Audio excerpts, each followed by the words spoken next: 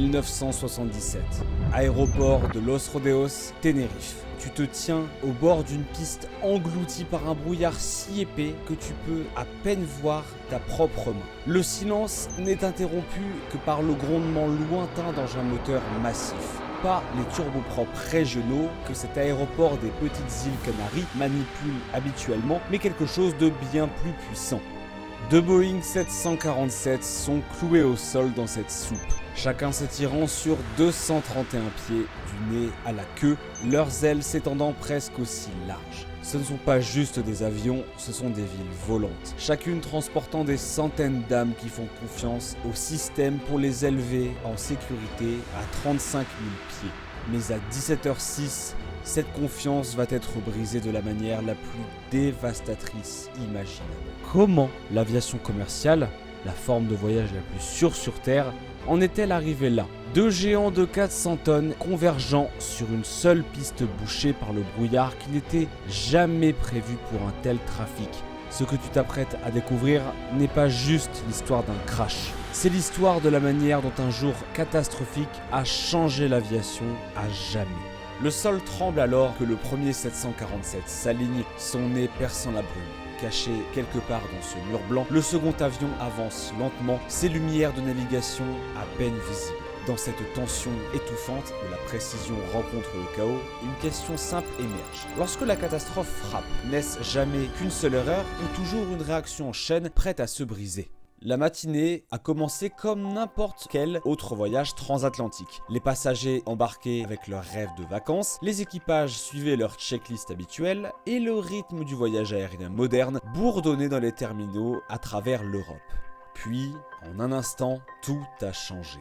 Une bombe a explosé à l'aéroport de Gran Canaria, le principal hub des îles Canaries. L'explosion a paralysé l'ensemble des installations, forçant de nombreux avions à se dérouter vers l'une des rares options à proximité, le minuscule Los Rodeos à Tenerife. Imaginez ça, un aéroport conçu pour le trafic régional accueillant soudainement un cortège de jets long courrier. L'après-midi, le tarmac ressemblait à un parking surchargé. Les avions étaient serrés aile contre aile, chaque centimètre carré occupé par des géants naufragés. L'équipe au sol, qui est habituée à gérer quelques arrivées, jonglait maintenant avec des vols internationaux transportant des milliers de passagers. Les camions citernes se faufilaient entre les queues imposantes. Les véhicules de restauration touristaient à travers des espaces impossibles. La pression était étouffante et la situation ne faisait qu'empirer. Au cœur de ce chaos, deux légendes se tenaient. Le KLM 4805, piloté par Jacob Veldhuizen van Zanten, un pilote si respecté que son visage ornait les campagnes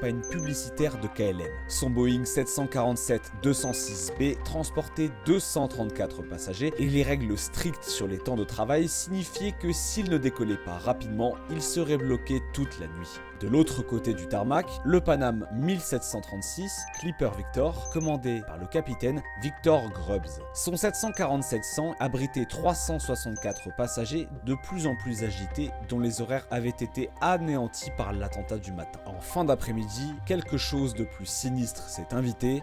Le brouillard. La visibilité est tombée sous les 300 mètres. La charge de travail de la tour de contrôle a explosé. Chaque appel radio prenait un poids exponentiel. Ce qui glace le sang, ce n'était pas une seule défaillance catastrophique. C'était une tempête parfaite de problèmes ordinaires qui convergeaient de manière extraordinaire. En retirant un élément, la bombe, le brouillard, la surcharge, 583 personnes auraient pu vivre pour voir un autre jour. Mais le chaos ne se signale pas. Il se construit morceau par morceau jusqu'à ce que l'impensable devienne inévitable. 17h. Le brouillard à Los Rodeos s'épaissit en un mur impénétrable. Visibilité à peine 300 mètres. Les deux 747 reçoivent des instructions de roulage sur la piste unique, naviguant autour des avions stationnés comme d'immenses navires dans un port qu'ils ne peuvent pas voir. À l'intérieur du cockpit KLM, la voix du capitaine Van Zanten reste calme, mais l'urgence est indéniable. Le temps presse. Le contrôle aérien, avec leur accent espagnol, transmet des autorisations à travers des radios grésillantes. Roulez jusqu'à la fin de la piste et attendez d'autres instructions. Mais c'est là que ça devient terrifiant, la clarté disparaît déjà. Dans le cockpit Panam, le capitaine Grubbs et son équipage cherchent désespérément leur sortie assignée C3. Le brouillard est si dense que même les grands panneaux du taxiway disparaissent dans le voile blanc. Ils manquent leur sortie et roulent plus loin sur la piste. Le contrôleur de la tour ne voit aucun des deux avions. Il pilote à l'aveugle, gérant un puzzle mortel avec seulement des voix radio et de la foi. Les transmissions se chevauchent et encombrent la fréquence. Les messages critiques se confrontent dans les airs, créant ce fameux sifflement hétérodyne qui étouffe les communications vitales. Puis vient le moment qui a scellé le destin de tous. KLM s'aligne au seuil de la piste. Les moteurs montent en puissance maximale. Le capitaine Van Zanten, ressentant le poids écrasant des restrictions de temps de service, acquiesce à son autorisation de route. La réponse de la tour, un hoquet fatidique, flotte dans l'air chargé de statique. Mais ce hoquet voulait-il dire prêt au décollage ou juste message reçu? Le KLM rugit en avant. 400 tonnes de métal qui accélèrent vers un mur de brouillard. À ce moment précis, Panam Radio crie désespérément « Nous roulons encore sur la piste !» La transmission se heurte à un autre appel radio. Les deux messages disparaissent dans le chaos électronique. Soudain, hors de la brume, des feux d'atterrissage apparaissent juste devant. L'équipage de KLM tire sur les commandes, essayant désespérément de décoller. Le gigantesque avion s'arrache au sol, mais la physique est implacable. À 140 nœuds, le train d'atterrissage du KLM déchire la carlingue du Panam. Le métal crisse, le feu éclate. En quelques secondes, l'ère la plus sûre de l'aviation devient sa plus sombre heure. Vous êtes-vous déjà demandé à quelle vitesse tout peut basculer? Comment un vol de routine peut devenir un cauchemar en un battement de cœur? L'impact déclenche un enfer instantané. Les deux 747 transportent plus de 45 000 gallons de kérosène, ce qui est assez pour alimenter une petite ville durant plusieurs jours. En quelques secondes, cela devient un brasier déchaîné qui transforme les avions en crématorium. À l'intérieur du Panam 1736, le monde s'effondre. La cabine se remplit de fumée âcre et de chaleur écrasante. Les passagers hurlent au milieu du chaos, rampant par-dessus des sièges détruits et du métal tordu, cherchant désespérément la moindre lueur. L'hôtesse de l'air Dorothy Kelly se souvient de l'horreur. Je rampais à travers les débris en flammes, cherchant de l'air, cherchant la vie. Certains passagers, comme Joan Fevers, escaladent des corps et des décombres pour finalement sauter de 6 mètres depuis l'aile jusqu'au tarmac en dessous. D'autres ne trouvent jamais la sortie. Sur près de 400 âmes à bord, seulement 61 échappent vivantes au jet Panam. Le KLM subit un destin différent, une annihilation totale. L'impact coupe les conduits de carburant et fait éclater les réservoirs, ce qui crée une boule de feu qui dévore tout en quelques secondes. Pas une seule personne ne survit. À l'extérieur, les secours d'urgence de Los Rodeos s'effondrent face à l'ampleur. 2 camions à mousse contre des milliers de gallons de carburant en feu. Le feu jaillit vers le ciel comme un démon, alimenté par le kérosène et le désespoir. Le personnel de l'armée de l'air américaine stationné à proximité se précipite pour aider. Le lieutenant-colonel James Layton organise des efforts de sauvetage désespérés, évacuant les blessés graves à bord d'un C-130 militaire. Mais la dévastation dépasse l'entendement. Au total, 583 vies se sont éteintes en un battement de cœur. Pourtant, même dans cet enfer, des héros émergent. Les membres d'équipage risquent tout pour guider les passagers vers la sécurité. Des inconnus se serrent les coudes dans la fumée, traînant des âmes blessées vers l'espoir. Dans le moment le plus sombre de l'aviation, la lumière la plus brillante de l'humanité vacillait encore.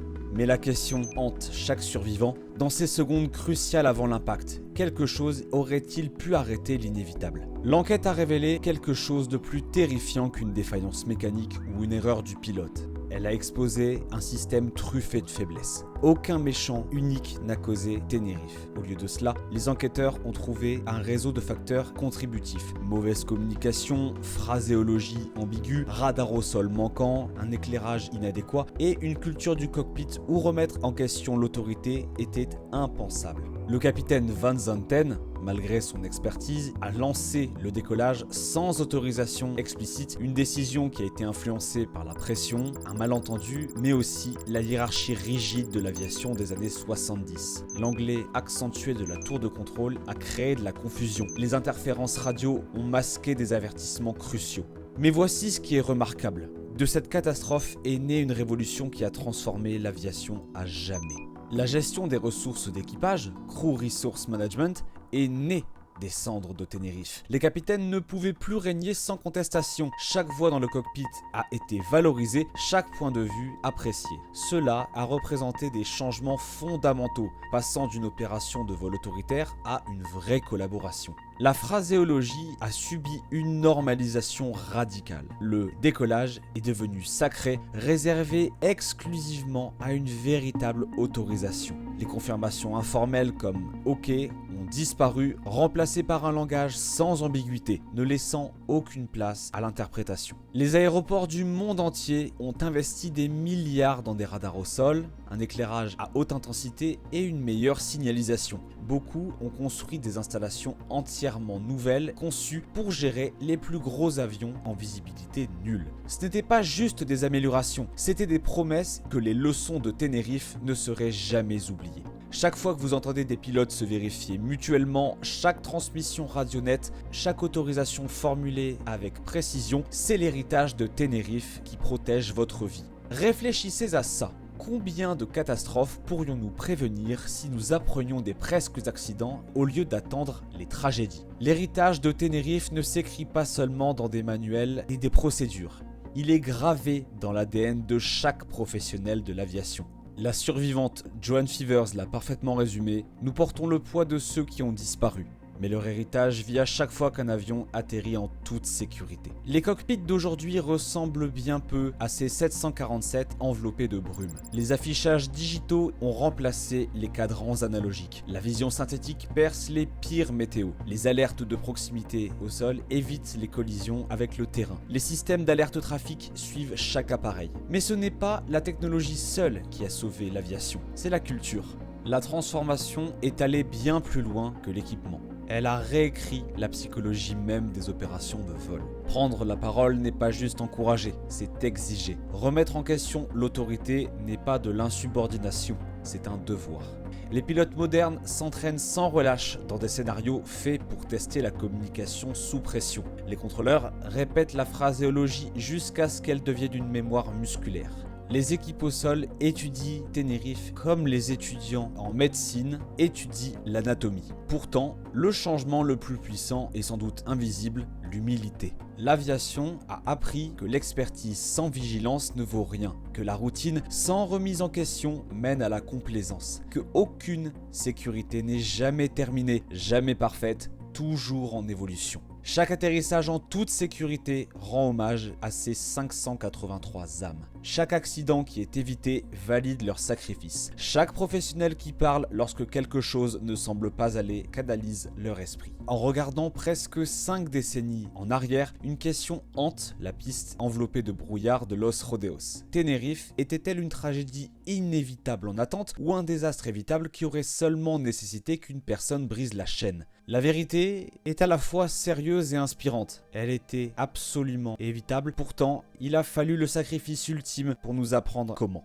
Tenerife nous rappelle que le désastre ne se manifeste que rarement avec des sirènes et des avertissements. Il arrive déguisé en routine, camouflé dans des décisions ordinaires et des pressions quotidiennes. Il chuchote plutôt qu'il ne crie, se construit plutôt qu'il n'explose. Mais il prouve aussi quelque chose de profond sur la nature humaine. De nos plus grands échecs peuvent émerger nos victoires les plus importantes. Le brouillard qui a coûté la vie à 583 personnes s'est dissipé, remplacé par des systèmes qui rendent aujourd'hui cette tragédie pratiquement impossible. La confusion qui a condamné 747 a été remplacée par une clarté qui guide des millions de vols en toute sécurité jusqu'à leur destination. Pourtant, la vigilance exige que nous posions des questions plus difficiles. Nous souviendrons-nous de ces leçons lorsque le dernier survivant de Tenerife ne sera plus là, lorsque les enquêteurs prendront leur retraite, lorsque la douleur ne sera plus qu'un souvenir historique? Ou alors laisserons-nous la complaisance s'installer, convaincus que la technologie nous a rendus invulnérables à l'erreur humaine? La réponse ne réside pas dans nos systèmes, mais dans notre engagement à honorer ceux qui ont payé le prix ultime pour notre apprentissage. Leur héritage n'est pas seulement des cieux plus sûrs, c'est un rappel éternel que, en aviation comme dans la vie, survivre dépend de ne jamais oublier à quelle vitesse tout peut basculer. La prochaine fois que vous monterez à bord d'un avion et entendrez ces échanges radio clairs, ressentirez sentiraient la précision du départ, assisteraient à la chorégraphie méticuleuse du vol moderne, souvenez-vous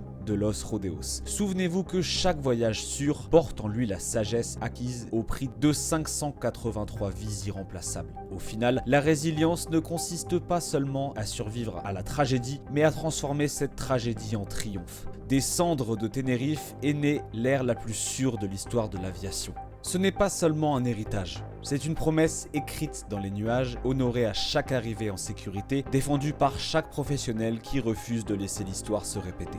Le brouillard s'est levé, mais la vigilance, elle, ne s'arrête jamais.